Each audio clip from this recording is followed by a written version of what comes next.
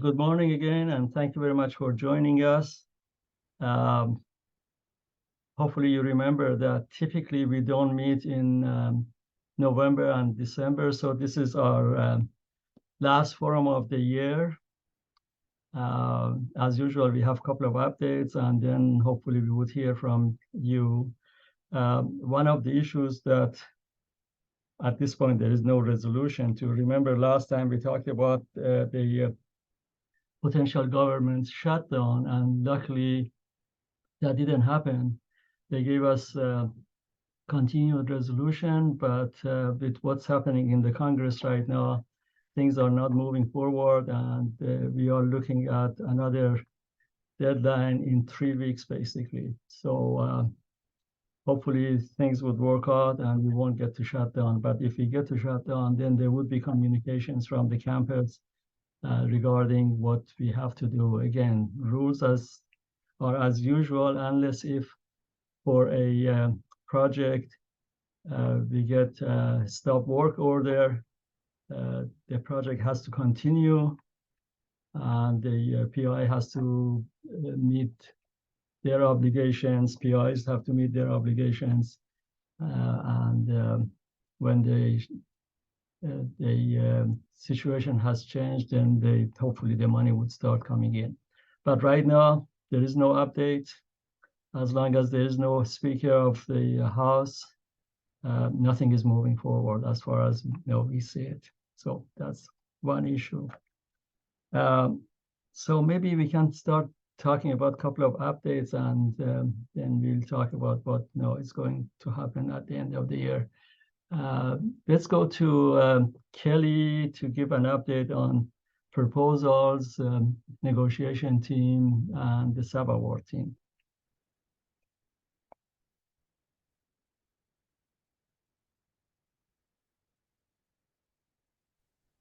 Kelly, you are on mute. Thank you. Okay, so good morning, everyone. I have just a few slides for you this morning. I'm going to provide updates specific to the proposal subawards and negotiation teams this morning. The first topic this morning is an update on the Department of Education's G6 submission portal. We talked about this a little bit earlier this summer, that they were moving from G5 to G6, but that implementation was apparently delayed. That was set for August. So now they're going to incrementally implement updates with G6. And effective Monday, there will be a few changes that we want you to be aware of. The first part is that the g6.ed.gov website will go live. So you'll need to navigate to that website to sign into G5. If you forget and go to the G5 website, it will direct you, or redirect you rather, to the G6 site. So please be aware of that. You will see a new landing page, obviously, with the new website. The other thing to be aware of is that you will now have the option of using your login.gov information to authenticate in G6. Eventually, you're going to need to use login.gov for G6. I don't know the exact date. They have not yet provided that. And in line with that, there's going to be obviously new functionality that rolls out over time, since these are incremental updates, and we will pass along any information about those additional updates as they become available to us. Does anybody have any questions about G6? Okay, then I'm going to go ahead and move on to another reminder. Again, we want to remind everybody about the NIH new requirements specific to international subrecipients. We talked about this last month as well, but just as a reminder that effective January 1st, all international subrecipients have to provide us with accessibility to lab notebooks, all data, and all documentation associated with their research. And that needs to be provided along with each progress report, and our PIs will maintain that information for a period of 3 years from the date of the final submission of the financial report for the project. This is in line with the audit requirements. As a reminder, SPO is issuing administrative amendments to memorialize this requirement about data access and storage. So some of you may be seeing those amendments go out, we're copying the PIs and the departments so that they're aware. No action is needed by the department. Again, it's all administrative. We have the documentation on file here in our office. But just if you start seeing those emails and you're wondering why, this is a reminder that we have to take care of this and let the subs know they have to adhere to that requirement. If you have any questions about that, if you receive an email and forget what this is about, or have any questions about this particular NIH requirement that goes into effect in January, please reach out to me or subawards at ucdavis.edu, and we'll be happy to have those conversations. And then last but not least, some good news. I want to provide a recruitment update for everybody. We've had one vacant research administrator 2 position on the proposals team. We filled that position, the offer was accepted, and our new employee will begin on Monday morning. So that's some excellent news for us. And then on the negotiation team, we have had one vacant research administrator 4 position for some time, and it's working through the HR process, and we expect that position to post very soon. So I wanted to pass that information along to you this morning before the end of the year. And with that, thank you very much. If you have any questions about any of this information, please reach out to me for proposals or subawards, and we're always available for you. Thank you.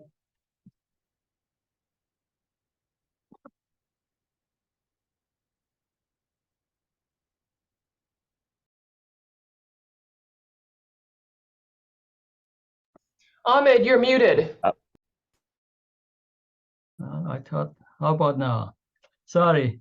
Thank you very much, Kelly. So if there's no questions for Kelly, then Grace, would you please talk about updates on the proposal on the award side? Good morning, everybody. I don't have a cute slide deck memorializing fall like Kelly, but I have 2 points. One is we have a current position open, that is the Team B lead position on the awards team. I'm going to put the link in chat.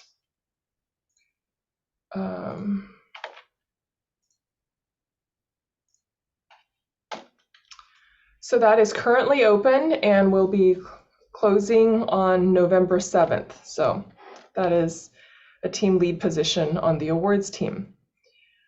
And we expect another analyst 3 position to open in SPO on the awards team very shortly. And so be on the lookout for that. Okay, so those are our 2 recruitment updates, which is 1 current position for the team lead and then 1 upcoming research admin 3 position. All right, so the other thing is just really quickly, I'm going to share as well, is I'm sure you all know this page, which is the awards and award modifications page. I'm sorry, there's been some confusion lately, but please do follow the instructions on this page. Nothing has changed. So when you're submitting an award modification or amendment request to SPO, please do follow these instructions. And I just want to say that the prior approval requests or award modification requests are not limited to what is on this list. So when you're making a change to a budget, send the revised budget to SPO for our review and approval before, we send it to the sponsor, you send it to the sponsor. But there have been budgets sent with incorrect indirect cost rates and or just incorrect budgets for other reasons. So please do send those to SPO before contacting the sponsor, and we'll work with you and the sponsor for those. All right, so award modifications, rebudgets, please do come through SPO. Okay, are there any questions? Okay. Then I will stop sharing. That's all I have for the awards team. And then one more issue, just a reminder, the blackout period for the cutover that affects accounting will not affect SPO. It does not affect the awards team. The awards team will operate as normal. We're still going to process awards. We're still going to accept awards during the blackout period. We're still going to accept awards with start dates that occur during this blackout period. It's just that the funds will not be set up, but it does not affect anything the awards team does. I've received several questions about that. All right. Well, if you need anything, you know where to find me, giliu@ucdavis.edu. Thanks. Thank you, Grace. We are moving along. Oh, I There think is somebody has a somebody has question a for me. question. Go ahead. Yeah, so I think we talked about this a few months ago, but like our training grant has a 1/1 start date for the funding period. So we haven't gotten the NOA yet. I think with Francisco, we talked about potentially creating accounts now before the cutover to essentially create less stress in the new system. Is that still the guidance if we don't have the NOA, or do we need to get the NOA first and then create the accounts that would be for the 1/1/24 period? So yeah, I'm sorry, let me just go ahead and jump in, Grace, into yeah, that's the same, it's the same thing. We want, we need to plan ahead and try to figure out what you anticipate coming in, where you're going to really need to start activity on. If it has a 1/1 start date, that kind of, that's pretty much when the system will be going live. We'll be needing to prioritize we're going to have this blackout period where where contracts and grants accounting is not going to be able to do any setups. So, if we don't have it set up and you have a project starting, right away, we'll try to get those going. Of course, that's going to be a lot because most projects are starting pretty close to when they're delivered and in that interim.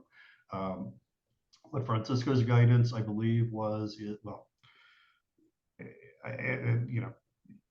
those cases that may fit the definition of firm commitments, and we've got that in place. You might be able to get advance account approval in place. That would be ideal.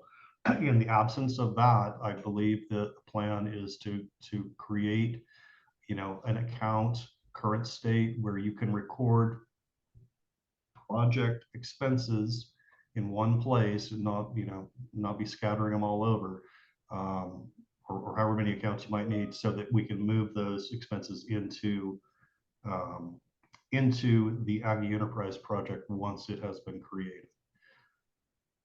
Okay. I think we also haven't gotten formal guidance in terms of what the mapping should be for training grants, because I think a lot of training grants use an account and sub-account structure now. And I think my understanding in the future state is that what was wanted was to have a separate project for each trainee.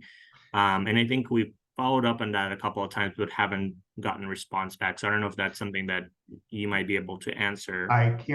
Well, let me say on that, I know there was a group that got together that was working through that. I don't remember if you participated in that meeting. That was maybe a couple of months ago, where we're trying to get that mapped out. Let me follow up with Francisco and see if we have kind of a final determination on how, and what the guidance needs to be on that. And then we can probably send a note out to the listserv, so folks know which way to approach that, or maybe to the current training grant administrators. Okay, perfect. Thank you. On the issue of the firm commitment that James referenced, that has to do with setting up an advance account.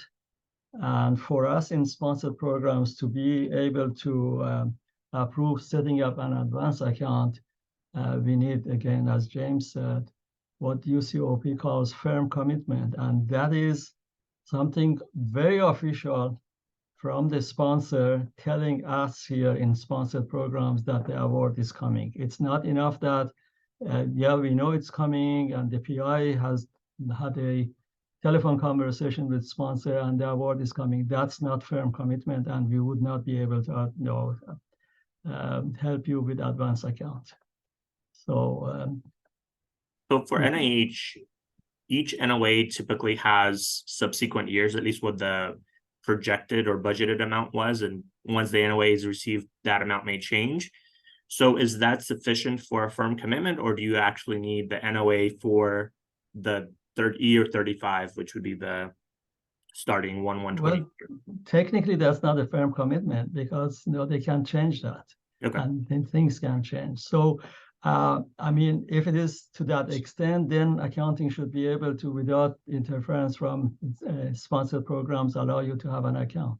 If they can't, it's just the same reason, because there is no exact commitment and firm commitment. So yeah, those, I mean, if we're talking about awards that are ongoing, we have a 5-year NIH award, you're in year 2 of it. No, we do not have the year 3 amendment in place, but we will let you keep working on that. We'll let you set up an account. So those, that's like, you know, we implemented a process, you know, years ago when you got an award in for 5 years, some departments would go ahead and immediately set up all 5 separate, you know, if you needed 1 account per year, we'd let them, we let you set those all up right off the bat so that you don't have to, you know, remember. That way you can get all your pay distribution set up ahead of time, all of those things. So if you've got an ongoing, you know, that does that have, you know, hopefully that helps everyone that might have been pondering that question as well. Thank you. Thanks. So anything else regarding any of these issues we have talked about? Okay, I don't see any questions anywhere. Let me say something about the end of the year. Again, since we are not going to have forum in November and December, you know that typically at the end of the year, the couple of days in the past, you know, last year was 3 days of work days between Christmas and New Year. This year is going to be 2 days. Those 2 days are December 27th and December 28th. As usual, our office is going, sponsor programs is going to close those 2 days. There won't be any work done here. And I'm sure most of the departments are following the same type of thing. We would send a message out on this listserv, giving you, as we have done in the past, the dates, the deadlines for proposals to come in for us to be able to have enough time to review. So the bottom line is that between Christmas and New Year, I think the week of December 25th, 25th and 26th are holidays. 27th and 28th, which are Wednesday and Thursday, they are work days. We would be closed, and again, Friday is holiday. So we have to plan for that accordingly. We'll give you, again, we'll send you an email like in the past, giving the directions regarding the timelines and so on and so forth. Anything else from anybody? Seems like this is not only the last forum of the year, it's going to be the shortest one. Well, if there's nothing else, Ahmed, I'm sorry. Go ahead. Oh, you haven't talked. You want to talk? Go ahead. Because the question that was posed to Grace was really for CGA. You're right. So yeah, I mean that we said a lot about what I wanted to bring up, but yeah, this is the last time we'll be getting together in this research forum prior to go live. So next time we see us here, I actually won't be attending that meeting because it'll just be too scary. No, I'm kidding. I'll be late January. We will have been in the system for a couple, 3 weeks, and we'll see how it's going. I hope that I hope all of you have been availing yourselves of the information that has been posted, some of the training modules that are out there. There's lots of information, so that you're not, you know, completely so you're oriented once January comes around. To that end, one of my folks was asking me to remind everybody that a new concept that you have in Oracle is you have a little bell that tells you have something going on your screen. So remember to look at your bell and see if there's something that you need to be doing. When we set our awards up, it's a new, the process is we set the whole thing up, we put the budget in there, and it goes to you, to the departmental administrator, to look at that budget and approve it. And the way you know it's there is it's in your bell, or there's other ways of finding things for you to look at.